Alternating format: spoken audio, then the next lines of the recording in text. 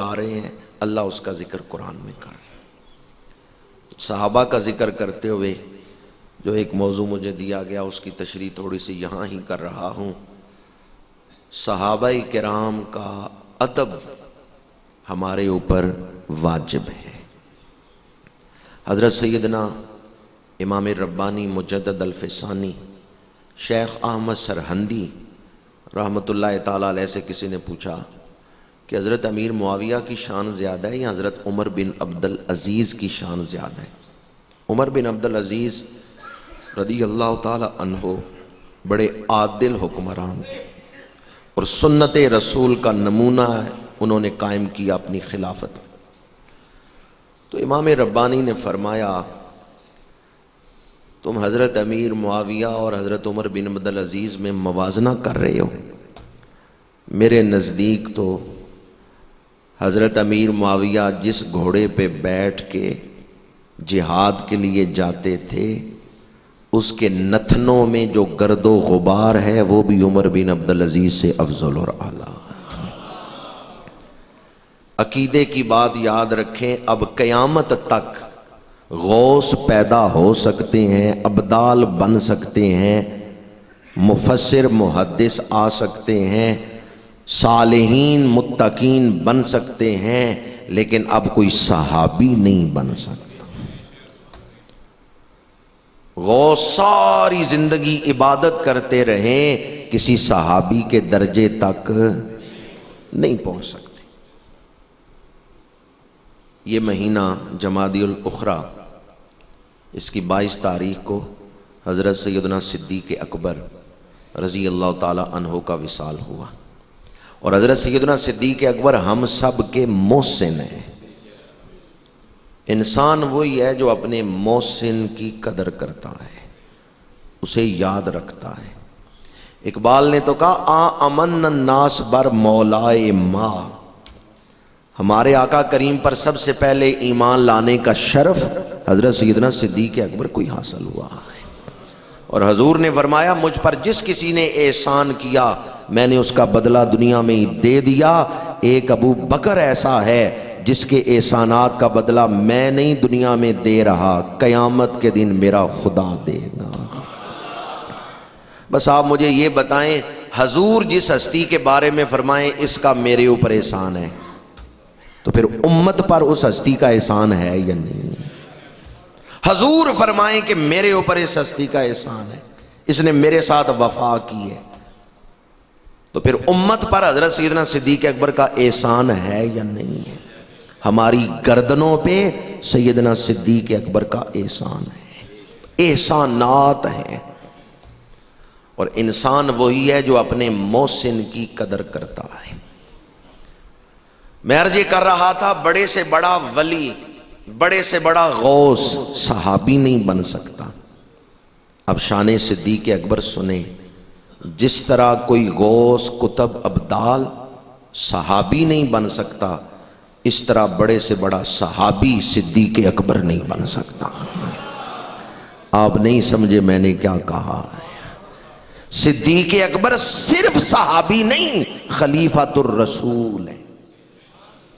جس طرح غوث قطب کوئی ولی صحابی نہیں بن سکتا، اس طرح باقی سارے صحابہ عبادت کر لیں، درجات میں اعلیٰ مقام پہ پہنچ جائیں، صدیق اکبر کے برابر نہیں ہو سکتے، اس لیے کہ صدیق اکبر خلیفۃ الرسول ہے۔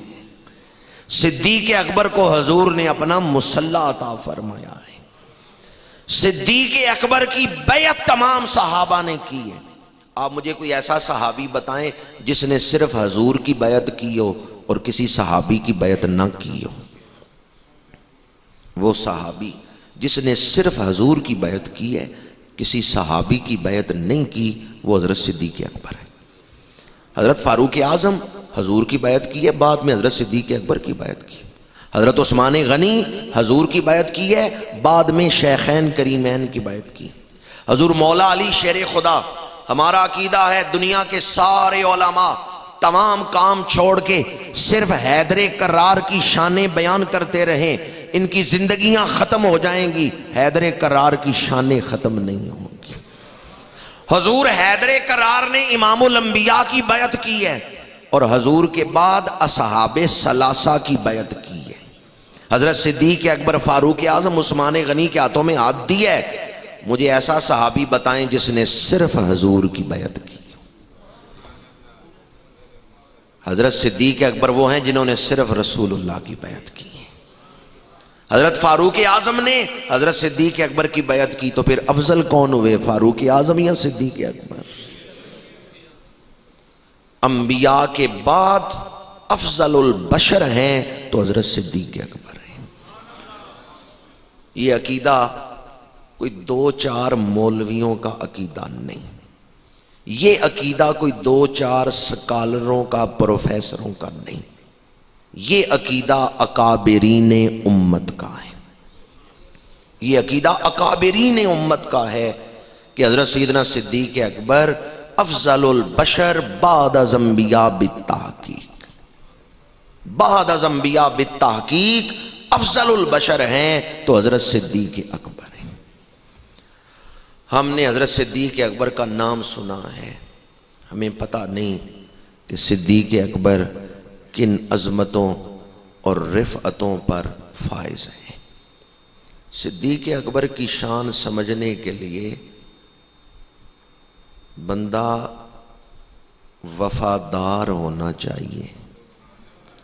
جس کے اپنے دل میں وفا نہیں، وہ کیا سمجھے شہنشاہ وفا کی شان کیا ہے۔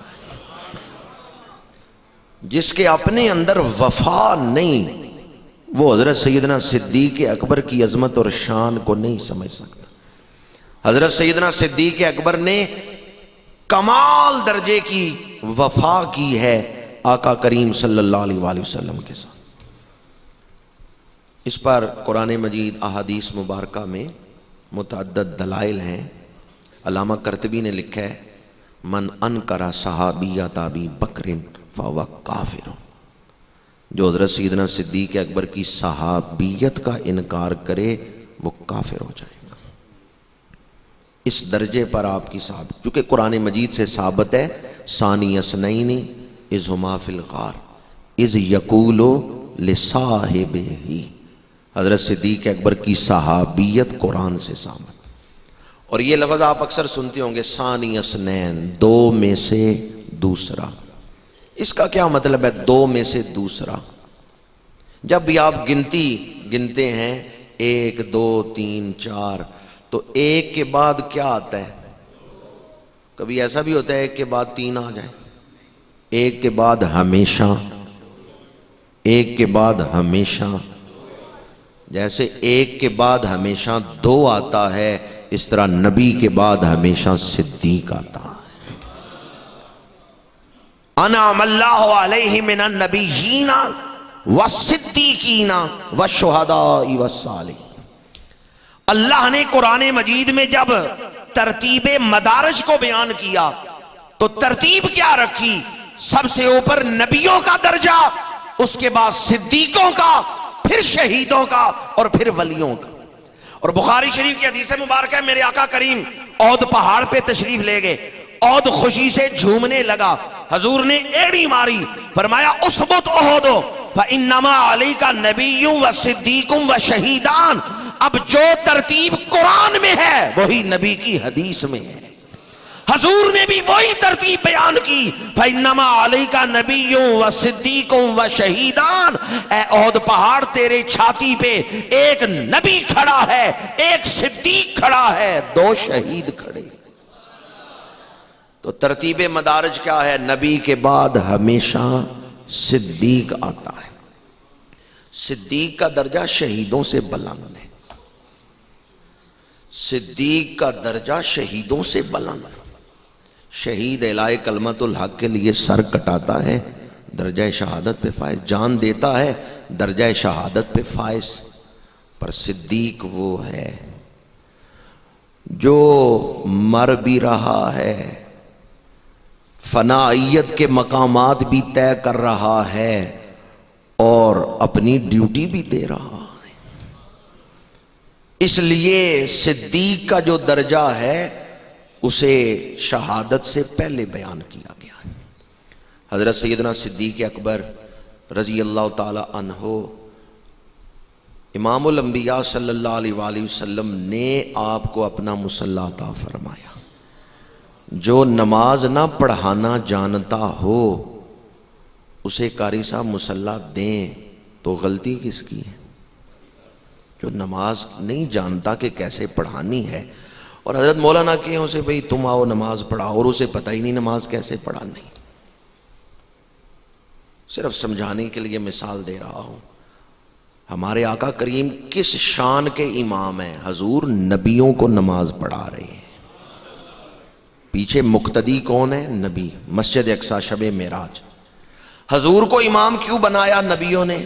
ہر نبی شان والا، ہر نبی نماز پڑھانا جانتا ہے، حضور کو امام اس لیے بنایا جیسی نماز پڑھانا حضور جانتے ہیں وہ سب نبیوں سے اعلیٰ شان ہے، اس لیے حضور کو امام بنایا۔ اب حضور جانتے ہیں امام میں کیا کیا شان نہیں ہونی چاہیے، اور حضور کی نظر میں سارے صحابہ ہیں۔ حضور نے اپنا مصلی کس کو عطا کیا؟ جو حضور کے فیصلے پر اعتراض کرے۔ جاؤ جا کے کسی سے پوچھو امام کسے بنایا جاتا ہے؟ اس امت کے پہلے امام حضرت صدیق اکبر ہے، اور یہ امام حضور نے بنائے۔ اس امت کے پہلے امام حضرت صدیق اکبر ہے۔ بعض لوگ آج بھی اس بحث میں پڑے ہوئے ہیں، میں کہتا ہوں جاؤ اپنی جہالت کا علاج کرواؤ، کسی سے پوچھ لو امام کسے کہتے ہیں، امام کسے بنایا جاتا ہے؟ جس کا علم بھی زیادہ ہے، تقوی بھی زیادہ ہے، جس میں امامت کی شرائط دوسروں سے زیادہ پائی جائیں، اسے ہی امام بنایا جائے گا۔ اور یہ تو عام مصلی کی میں بات کر رہا ہوں۔ حضرت صدیق اکبر کو جو مصلی دیا گیا ہے وہ کسی شیخ الحدیث کا مصلی ہے، وہ کسی شیخ القرآن کا مصلی ہے۔ حضور غوث اعظم کے مصلی پہ جانشین بن کے کھڑا ہونا، نماز پڑھانا، یہ بھی بڑے کمال کی بات ہے۔ پر صدیق اکبر کو جو مصلی ملا ہے وہ کسی مفسر قرآن کا نہیں، وہ کسی شیخ الحدیث کا مصلی نہیں، وہ کسی غوث قطب اور ابدال کا مصلی نہیں ہے۔ صدیق اکبر کو امام الانبیاء کا مصلی مل رہا۔ اللہ کے رسول نے اپنے مصلی پر حضرت صدیق اکبر کو کھڑا کیا۔ نگاہ مصطفیٰ سے پوچھیں صدیق اکبر کی شان کیا ہے؟ مرو ابا بکر فلیصلی بالناس، حضور نے فرمایا جاؤ ابو بکر سے کہو کہ وہ لوگوں کو نماز پڑھائیں۔ حضرت سیدنا صدیق اکبر رضی اللہ تعالی عنہ ہمارے آقا کریم صلی اللہ علیہ وآلہ وسلم کے وصال مبارک کے بعد حضرت علی شیر خدا کرم اللہ وجہہ الکریم نے فرمایا جنہیں حضور نے ہمارے دین کا امام بنایا ہے انہیں ہم اپنی دنیا کا بھی امام بناتے ہیں۔ حضور نے ظاہراً نشانیاں عطا فرما دیں کہ میرا خلیفہ کون ہوگا، اور علیہ الاعلان نامزد کر کے اعلان کیوں نہیں کیا؟ اس لیے کہ اللہ تعالیٰ نے قرآن مجید میں وعدہ کیا تھا کہ اللہ خلافت جاری کرے گا۔ وعد اللہ الذین آمنوا منکم وعملوا الصالحات لیستخلفنہم فی الارض، اللہ تعالیٰ نے ایمان والوں سے اور نیک اعمال کرنے والوں سے وعدہ فرما لیا کہ زمین میں خلافت عطا فرمائے گا۔ تو کس نے وعدہ کیا؟ یہ خلافت جاری کرنے کا وعدہ کس نے کیا؟ یہ جو آیت مبارکہ کے چند الفاظ میں نے ابھی وعدے کے حوالے سے پڑھے یہ سورہ نور میں موجود ہے۔ اللہ تعالیٰ نے وعدہ کیا، اس لیے حضور نے نامزد نہیں فرمایا کہ اللہ نے وعدہ کیا ہے، اس وعدے کے مطابق اللہ خلافت کو جاری فرما دے گا۔ اور ہمارا عقیدہ یہی ہے اللہ نے جو وعدہ فرمایا تھا اس کے مطابق اللہ نے خلافت کو جاری فرما دیا۔ حضرت سیدنا صدیق اکبر رضی اللہ تعالیٰ عنہ مسلمانوں کے پہلے خلیفہ بنے، منبر پہ جلوہ افروز ہوئے، تو آپ نے جو خطبہ دیا آج ہمارے حکمرانوں کے لیے اس میں بڑے سبق موجود ہیں۔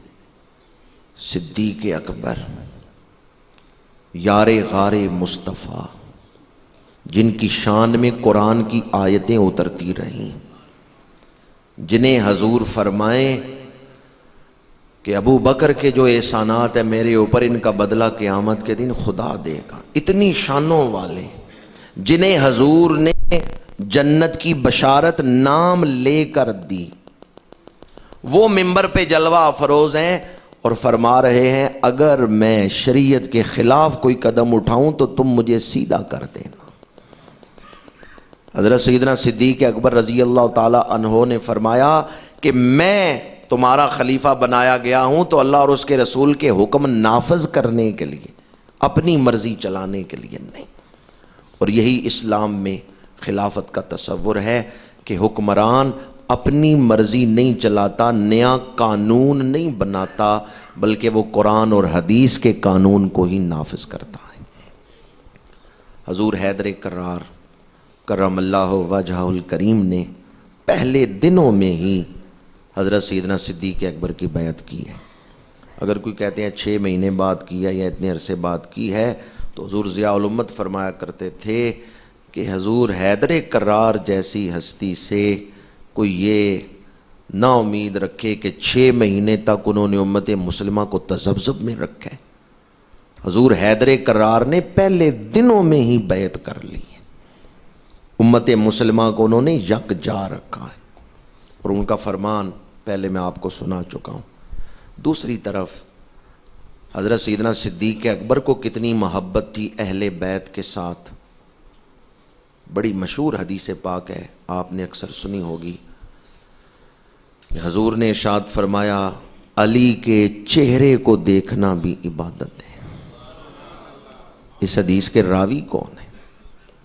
یہ حدیث حضرت سیدنا صدیق اکبر نے روایت کی۔ تاریخ الخلفاء میں علامہ جلال الدین سیوطی نے مرویات صدیقی میں سب سے آخر میں اس روایت کو نقل کی کہ یہ حضرت سیدنا صدیق اکبر کی روایت ہے، شیر خدا کے چہرے پر نظر ڈالنا بھی ثواب ہے، عبادت ہے۔ یا اللہ جو اس پہ سبحان اللہ کہہ رہے ہیں انہیں خواب میں زیارت نصیب فرما دیں۔ اور جب حضور کی پیاری صاحبزادی بنت رسول مخدومہ کائنات ام السادات حضرت سیدہ فاطمہ الزہرا رضی اللہ تعالیٰ عنہ بیمار ہوئیں، تو حضرت صدیق اکبر نے اپنی زوجہ اسماء بنت امیس انہیں بھیجا ہے حضرت خاتون جنت کے گھر جھاڑو پھیرنے کے لیے، خدمت کرنے کے لیے۔ اسماء بنت امیس جو حضرت خاتون جنت کے گھر ان کی بیماری کے دنوں میں خدمت کرتی رہی ہیں، وقت کے خلیفہ کی بیوی ہیں، خلیفہ وقت کی زوجہ ہیں۔ آج کل یہاں تو کسی کو تھوڑا سا رتبہ مل جائے، تھوڑا سا مقام مل جائے تو تکبر میں غرور میں مبتلا ہو جاتا ہے، اپنی بیوی کو کسی کے گھر برتن دھونے کے لیے بھیجے گا، اپنی بیوی کو کسی کے گھر جھاڑو پھیرنے کے لیے بھیجے گا۔ حضرت جناب سیدنا صدیق اکبر نے اپنی زوجہ اسماء بنت امیس کو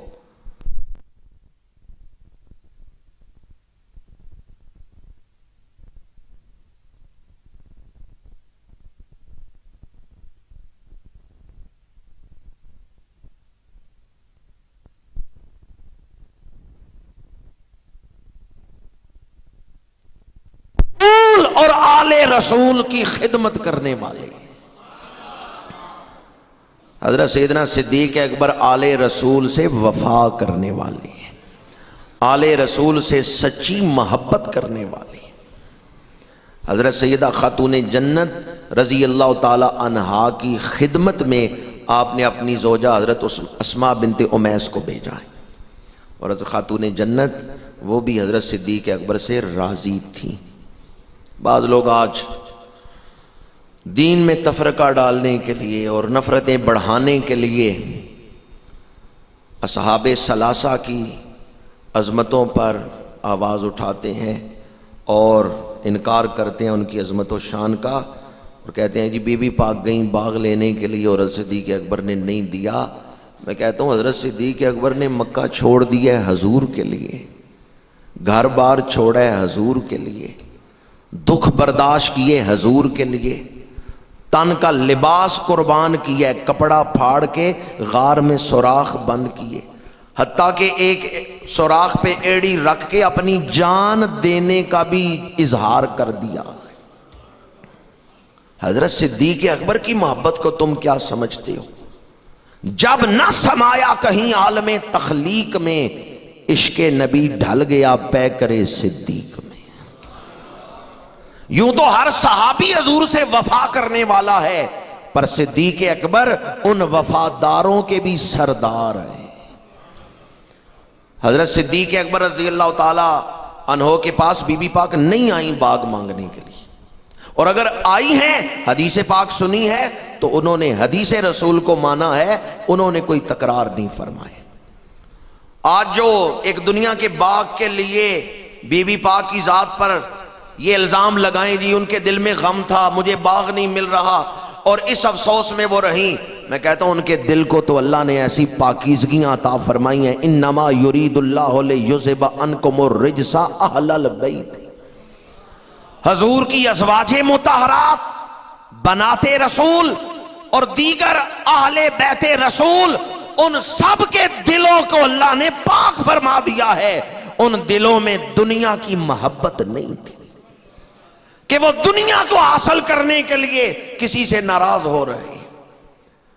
حضرت سیدہ خاتون جنت کی شان امام الانبیاء صلی اللہ علیہ وآلہ وسلم نے بیان فرمائی۔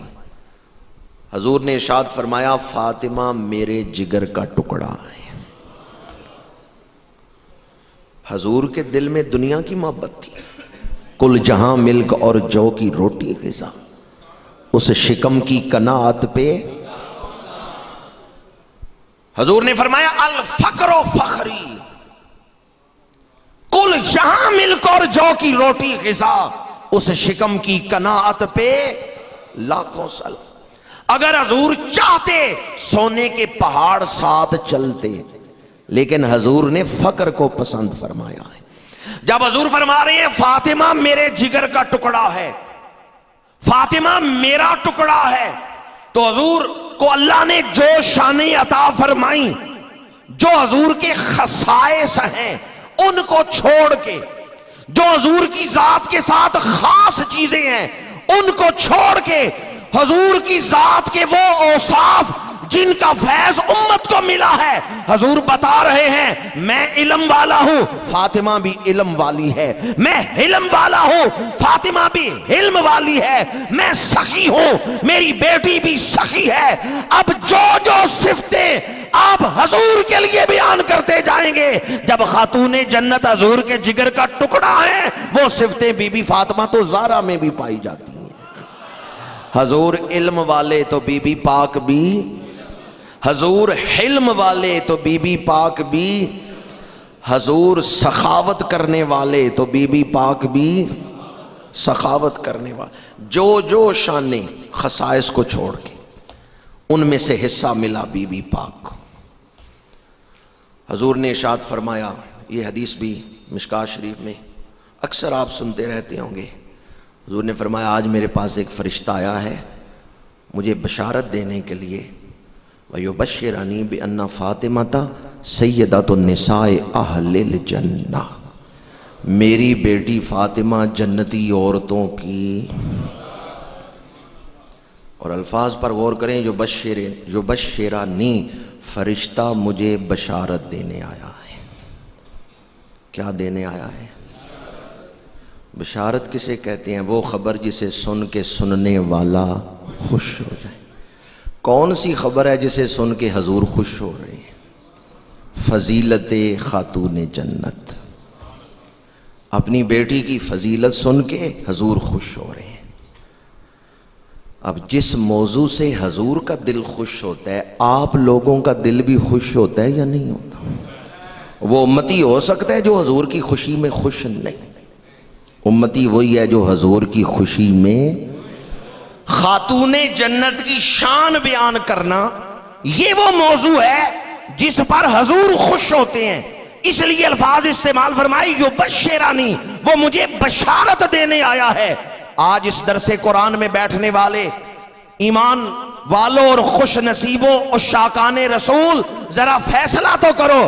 اگر حضور نگاہ فرمائیں ڈنگا کی گلزار مدینہ مسجد میں میری بیٹی کی شان بیان ہو رہی ہے، موضوع وہ ہے جس سے حضور خوش ہوتے ہیں، تو پھر خاتون جنت کی شان جس محفل میں بیان ہو رہی ہے، اس محفل کو دیکھ کے ہمارے آقا کا دل خوش ہوگا یا نہیں خوش ہوگا؟ میں اور آپ کتنے خوش نصیب ہیں، اس محفل میں بیٹھے ہیں جو حضور کو خوش کرنے والی محفل ہے۔ اور جو نقطہ میں عرض کرنا چاہتا تھا اس سے بِأَنَّ فاطمہ سیدۃ نساء اہل الجنہ، میری بیٹی فاطمہ جنتی عورتوں کی سردار کسے کہتے ہیں؟ سردار وہ ہوتا ہے جو اپنے طبقے کے دیگر افراد میں اعلیٰ مقام رکھتا ہے۔ علماء کا سردار وہ جس کا علم زیادہ ہے، اولیاء کا سردار وہ جس کی ولایت اعلی ہے۔ علماء کا سردار کوئی جاہل آدمی نہیں ہو سکتا، اولیاء کا سردار کوئی فاسق و فاجر نہیں ہو سکتا۔ جب حضور فرما رہے ہیں میری بیٹی جنتی عورتوں کی سردار ہے، تو حضور بتا رہے ہیں جنتی عورتوں میں جو جو صفتیں ہوں گی وہ میری بیٹی میں اعلیٰ درجے کی پائی جاتی ہیں۔ سیدہ تو نساء اہل الجنہ کی تشریح کرتا چلوں۔ اہل الجنہ میں امتیں اور ان امتیوں کی بیویاں شامل ہیں، لیکن ازواج مطہرات شامل نہیں ہیں۔ ازواج مطہرات کی شان الگ ہے۔ امام الانبیاء صلی اللہ علیہ وآلہ وسلم نے فرمایا میری بیٹی جنتی عورتوں کی سردار۔ تو سردار وہی ہوتا ہے جس میں اپنے طبقے کے اندر موجود افراد میں جو شانیں ہیں وہ اعلیٰ پائی جائیں۔ جنت میں جائیں گی قرآن پڑھنے والی عورتیں، خاتون جنت کی تلاوت دوسریوں سے اعلیٰ۔ جنت میں جائیں گی صبر کرنے والی عورتیں، خاتون جنت کا صبر دوسروں سے۔ جنت میں جائیں گی اپنے خامدوں کی اطاعت کرنے والی، خاتون جنت کی اطاعت دوسری عورتوں سے۔ اب جنتی عورتوں کی جو جو صفتیں آپ بیان کرتے جائیں وہ بی بی پاک میں اعلیٰ درجے کی پائی جاتی ہیں۔ رابعہ بصری بڑی ولیہ ہیں، جو آتا ہے اللہ کے راستے میں تقسیم کر دیتی ہیں۔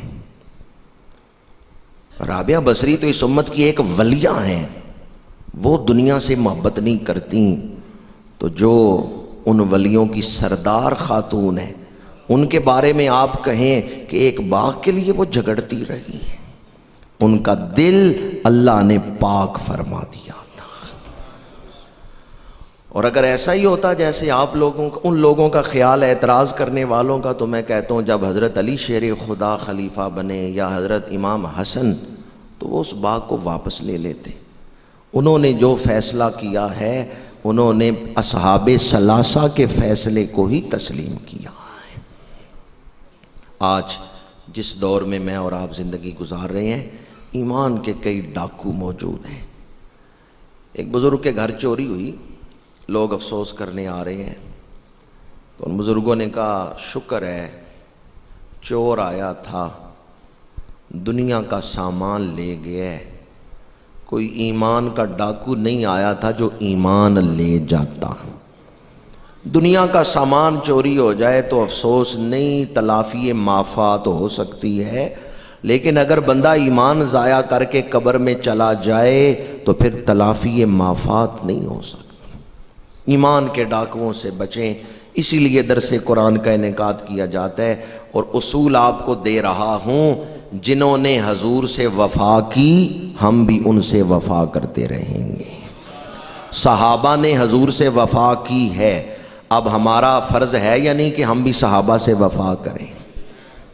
حضرت علی شیر خدا کے بیٹے حضرت امام حسین، حضرت امام حسین کے بیٹے امام زین العابدین، حضرت امام زین العابدین کے بیٹے ہیں امام زید۔ امام زید یہ امام اعظم ابو حنیفہ کے استادوں میں ہیں، یہ امام جعفر صادق کے استادوں میں ہیں، یہ حضرت امام محمد باقر کے امام زید۔ کوفے والوں نے ان سے پوچھا تھا کہ در حق کے ابو بکر و عمر چے گوئی، ابو بکر و عمر کے بارے میں آپ کا کیا عقیدہ ہے؟ تو حضرت امام زید پڑپوتے ہیں حضرت علی کے، پوتے ہیں امام حسین کے، بیٹے ہیں امام زین العابدین کے۔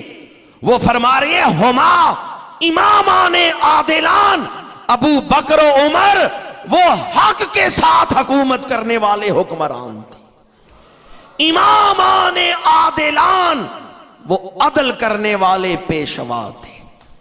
بعض لوگوں نے آپ کی مخالفت کی، کہا ہم آپ کو چھوڑ دیں گے، امام زید نے فرمایا تم مجھے چھوڑ دو، مجھے پرواہ نہیں ہے، میں نے قیامت کے دن رسول اللہ کے سامنے بھی جانا ہے۔ آج تم لوگوں کو راضی کرنے کے لیے اگر حضور سے وفا کرنے والوں کے بارے میں غلط لفظ بولوں تو حضور کو کیا جا کے جواب دوں گا؟ جن سے حضور کو محبت ہے ان سے ہمیں بھی، جنہوں نے حضور سے وفا کی ان سے ہم بھی۔ ہمارا مسلک تو ادب والا مسلک ہے، ہمارا مسلک تو محبت کا مسلک ہے، ہم تو نسبت رسول کا ادب کرنے والے ہیں۔ میں نے دو موضوعات، حضرت سیدنا صدیق اکبر، حضرت سیدہ خاتون جنت، دونوں ہستیوں کی تھوڑی تھوڑی شان بیان کی ہے، ورنہ ان کی شانیں تو اتنی ورا الورا ہیں، میرے جیسا طالب علم کیا بڑے بڑے مفسر محقق نہیں بیان کر سکتے۔ ہم تو ان نالین کا بھی ادب کرتے ہیں جو حضور کے قدموں سے معصوم ہیں، حالانکہ وہ حضور کے وجود کا حصہ نہیں۔ تو جس ہستی کو حضور فرمائیں یہ میرے جگر کا ٹکڑا ہے، جو نالین کا ادب کرتے ہیں، جس ہستی کے بارے میں حضور فرمائیں فاطمہ میرے جگر کا ٹکڑا ہے، اس کا ادب کتنا کرتے ہیں۔ حضرت سیدہ خاتون جنت رضی اللہ تعالی عنہا کی شان بیان کرتے ہوئے اقبال نے تڑپ کے لکھا کہ شریعت نے مجھے روک رکھا ہے، ورنہ اے خاتون جنت آپ کی شانیں دیکھتا ہوں تو جی چاہتا ہے کہ آپ کی قبر کے سامنے جبی سائی کروں، پیشانی جھکا دوں، لیکن میں شریعت کا پابند ہوں، اور ہماری شریعت میں اللہ کے سوا کسی کے لیے سجدہ عبادت کا بھی نہیں اور تعظیم والا بھی نہیں، تعظیمی سجدہ بھی نہیں کر رہے، وہ بھی حرام ہے، گناہ ہے۔ ورنہ اقبال کہتے ہیں آپ کی شانیں ایسی، مادراں را اسوائے کامل بطول، ماؤں کے لیے خوبصورت نمونہ سیدہ فاطمہ الزہرا ہے، جن کے بیٹے جنتی جوانوں کے سردار ہیں۔ ایک مقام پہ اقبال لکھتے ہیں کہ حضرت بی بی مریم بڑی شان والی ہیں، پر ان کی ایک نسبت ہے کہ وہ حضرت عیسیٰ کی والدہ ہیں۔ از یک نسبت حضرت مریم عزیز، از سہ نسبت حضرت زہرا عزیز، مریم از یک نسبت عیسیٰ عزیز، از سہ نسبت حضرت زہرا عزیز۔ حضرت خاتون جنت کو تین نسبتیں حاصل ہیں، والد ہیں تو نبیوں کے سردار، خامد ہیں تو ولیوں کے سردار، اور بیٹے ہیں تو جنتی جوانوں کے سردار۔ حضور نے اپنی پیاری بیٹی سیدہ خاتون جنت سے ایک دن پوچھا، جیسے کوئی استاد اپنے شاگرد کی قابلیت ظاہر کرنے کے لیے پوچھے، آپ نے پوچھا بیٹی یہ بتاؤ عورت کی حیا کس چیز میں ہے؟ تو بی بی پاک نے عرض کیا کہ عورت کی حیا اس چیز میں ہے، نہ وہ کسی غیر محرم کو دیکھے، نہ کوئی غیر محرم اس کو دیکھے۔ وہ اپنا چہرہ بھی غیر محرموں سے وجود بھی چھپا کے رکھے، اور اپنی نگاہیں بھی پاک رکھے، نہ اس کی نگاہیں کسی غیر محرم کو دیکھیں، نہ کوئی غیر محرم اس کو دیکھے۔ یہی وجہ ہے کہ وصال سے پہلے آپ نے یہ وصیت فرمائی تھی کہ میرا جنازہ رات کے اندھیرے میں اٹھانا، اور حضرت اسماء بنت امیس سے آپ گفتگو کر رہی تھیں تو انہوں نے ایک مشورہ دیا تھا کہ میں نے حبشے میں دیکھا ہے کہ لوگ جنازے کے اوپر سائبان تان دیتے ہیں، تو آپ نے فرمایا میرے جنازے کے اوپر بھی کھجوروں کی شاخیں جو ہیں وہ رکھ دیں، تاکہ اس چادر پر بھی کسی کی نگاہ نہ پڑے جس میں بنت رسول لیٹی ہوئی ہیں۔ ایک تو رات کے اندھیرے کا پردہ ہے، دوسرا پھر وہ شاخوں کا پردہ ہے۔ یہ جنتی عورتوں کی سردار کا جنازہ جا رہا ہے۔ آج ہماری بیٹیوں کے لیے نمونہ ہم اپنی بیٹیوں کے نام تو بڑی خوشی سے رکھتے ہیں، کنیز، فاطمہ، لیکن ان کو بتاتے نہیں کہ بی بی فاطمہ کون تھیں۔ ہم اپنی بیٹیوں کے نام تو پاکیزہ ناموں پہ رکھتے ہیں، عائشہ رکھ دیتے ہیں، ختیجہ رکھ دیتے ہیں، نور فاطمہ رکھ دیتے ہیں، لیکن انہیں بتاتے نہیں کہ وہ بیبیاں کون تھیں جن کے ناموں پر تمہارا نام رکھا ہے۔ میں اکثر کہتا ہوں پاکستان پہ اگر ایٹم بم پھینک دیا جاتا تو اتنا نقصان نہ ہوتا جتنا نقصان انٹرنیٹ کے ذریعے ہو رہا ہے، فیس بک کے ذریعے ہو رہا ہے۔ غیر تربیت یافتہ لوگ جب اس کو استعمال کرتے ہیں تو اخلاق کا جنازہ نکل جاتا ہے۔ کوئی تربیت یافتہ آدمی استعمال کرے تو اپنے آپ کو اس کے نقصانات سے بچا لے، ورنہ اکثریت تباہ ہو گئی، کیونکہ ایٹم بم یا کوئی بھی ہتھیار جسموں کو برباد کرتا ہے، اس جدید میڈیا نے تو روحوں کو برباد کر کے رکھ دیا ہے۔ اس جدید میڈیا نے تو اخلاق کا جنازہ نکال دیا۔ برادران اسلام، میں نے آپ کی خدمت میں جو 4 موضوع مجھے دیے گئے ان میں سے 2 کا ذکر کیا ہے، اور دامن وقت میں ابھی گنجائش نہیں ہے، گفتگو کو سمیٹ رہا ہوں۔ یہ دونوں ہستیاں جن کا ذکر میں نے کیا، سیدنا صدیق اکبر اور سیدہ خاتون جنت رضی اللہ تعالی عنہما، یہ دونوں ہستیاں سچ بولنے والی تھیں۔ ان کی زندگی میں جھوٹ نہیں تھا۔ اور آئندہ ہفتے ہماری قوم ایک دن منا رہی ہے۔ ہماری قوم تو بحیثیت قوم نہیں منا رہی، لیکن یورو والوں کی نقالی کر رہے ہیں، 1 اپریل کو اپریل فول منا رہے ہیں، جھوٹ بولنے کا عالمی دن بدھوار کو منا رہے ہیں، 1 اپریل کو جھوٹ بولنے کا عالمی دن۔ میں جب بھی یہ موضوع سنتا ہوں، کسی سے کوئی مجھے کہے کہ اس پر بیان کریں، تو میں لرز اٹھتا ہوں۔ ایک ہوتا ہے کہ غیر دانستہ طور پہ کوئی گناہ کر دینا، ایک ہوتا ہے غفلت میں گناہ کر دینا، ایک ہوتا ہے علل اعلان گناہ کرنا اور گناہ پہ فخر کرنا۔ یہ جو دن منایا جا رہا ہے جھوٹ بولنے کا، یہ تو عذاب خداوندی کو دعوت ہے۔ اللہ فرمائے لعنت اللہ علی الکاذبین، اور ہم کہیں تو لعنت کرتا رہے، ہم تو جھوٹ بولیں گے اور دن منائیں گے، جھوٹ بولنے کا دن منائیں گے۔ یہ تو اسی طرح ہے کہ علل اعلان گناہ کریں گے اور پھر اس پہ فخر کریں گے۔ دوسروں کو ہم سناتے ہیں میں نے یہ جھوٹ بولا، فلاں ایسے پریشان ہوا، اور اس پہ پھر کہہ کے لگ رہے ہیں، گناہ کو بیان کر کے اس پر خوش ہو رہے ہیں، اور اس طرف خیال ہی نہیں کہ اللہ تعالیٰ نے اس سے منع کیا۔ میں نے شروع میں جو تمہید باندھی تھی وہ یہی تھی، زندگی کا کوئی بھی مقام ہو، کوئی بھی مرحلہ ہو، عبادت گزار وہی ہے جو ہر قدم اللہ کی مرضی کے مطابق اٹھا رہا ہے، جو کہیں بھی اللہ کے کہے سے باہر نہیں جاتا۔ زندگی کا کوئی مرحلہ ہو، کوئی مقام ہو، وہ اللہ کی مرضی کے مطابق قدم اٹھاتا ہے، اس نے اپنی زندگی کا مقصد حاصل کر لیا۔ آئیں آج ارادہ کرتے ہیں کہ ہم اپریل فول کا بائیکاٹ کرتے ہیں اور دوسروں کے دلوں میں بھی سچ بولنے کی رغبت پیدا کریں گے۔ یہ ابھی میں امام زید کا ذکر کر رہا تھا، امام علی مقام کے پوتے، ان کے شاگرد بڑے بڑے محدث ہوئے ہیں۔ ان کے ایک شاگرد نے حدیثیں جمع کی ہیں مسند امام زید کے نام سے۔ مسند امام زید چھپ چکی ہے اور اس گناہگار کے پاس موجود ہے۔ آخری باب میں ایک حدیث ہے، اور اس حدیث کی سند جو ہے وہ سنہری سند ہے۔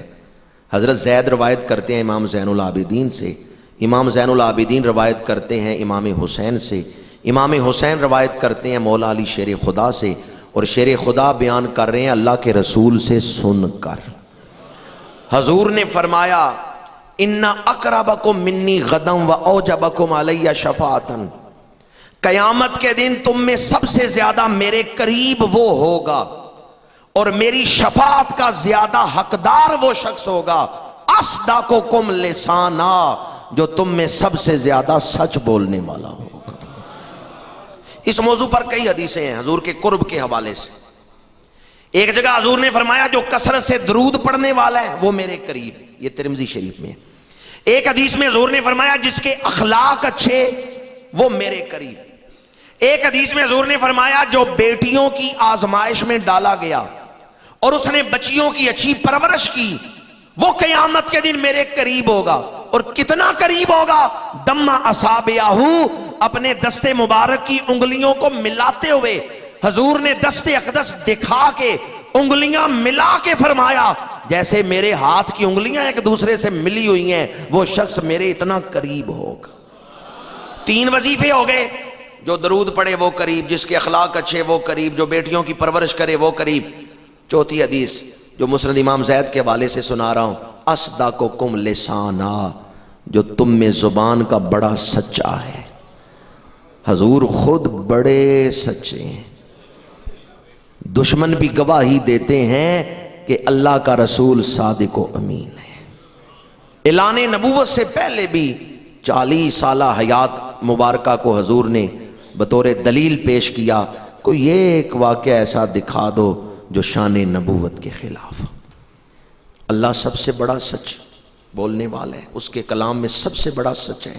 اللہ جھوٹ بولنے سے پاک ہے، کوئی عیب اس کی ذات میں نہیں۔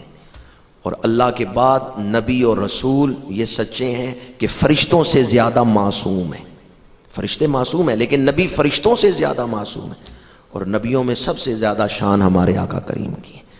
حضور نے فرمایا اب تم میں سے جو سچ بولے گا وہ قیامت کے دن میرے قریب ہوگا۔ اب جھوٹ بول کے حضور سے دور ہونا چاہتے ہیں یا سچ بول کے حضور کے قریب ہونا چاہتے ہیں؟ ان اقربکم منی غدا و اوجبکم علی شفاعتا اصدقکم لسانا، جو سچ بولے وہ حضور کے قریب۔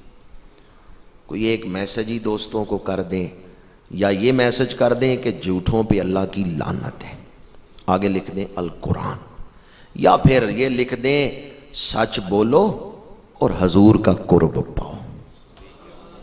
سچ بولو اور حضور کے قریب ہو جاؤ۔ 3 موضوع ہو گئے، ایک موضوع اور ہے لیکن اب وقت اجازت نہیں دیتا، ویسے میں اس موضوع پر کئی دفعہ پہلے بھی آپ کے سامنے گفتگو کر چکا ہوں، اس لیے آج اس موضوع کو نہیں چھیڑا، اس کے اپنے کئی تقاضے ہیں۔ اللہ تعالی ہمیں توفیق عمل عطا فرمائے، کیونکہ جب تک وہ توفیق نہ عطا فرمائے ہم اس کے راستے میں قدم آگے بڑھا نہیں سکتے۔ لا حول ولا قوت الا باللہ العلی العظیم۔ یہ لا حول پڑھا ہے تو میں اس کا بھی ایک مسئلہ عرض کرتا چلوں۔ بعض لوگ جب کوئی خلاف توقع بات سن لیتے ہیں یا کوئی ایسی بات سنتے ہیں تو اتنا ہی پڑھ دیتے ہیں لا حول ولا قوت، اتنا نہیں پڑھنا چاہیے۔ علماء بیٹھے ان سے پوچھیں اس کا مطلب ہے کسی کی کوئی طاقت نہیں، لا حول ولا قوت، لا حول کوئی طاقت نہیں اور نہ ہی کوئی قوت ہے، اس کا مطلب تو پھر اللہ کی طاقت کی بھی نفی ہو گئی۔ اس لیے اگر معنی ذہن میں اور پھر آدمی یہ پڑھ رہا ہو تو وہ تو کفر کی طرف چلا جائے گا۔ تو جب بھی پڑھیں پوری تسبیح پڑھیں لا حول ولا قوت الا باللہ العلی العظیم۔ مطلقاً ہم نفی نہیں کر رہے بلکہ اوروں سے نفی کر کے قوت کا اصل مرکز اللہ کی ذات کو ثابت کر رہے کہ حقیقی طاقت ہے تو اللہ کی ہے، اللہ توفیق عطا کرتا ہے تو ہم عمل کرتے ہیں۔ اللہ تعالیٰ عمل کی توفیق عطا فرمائے۔ وما علینا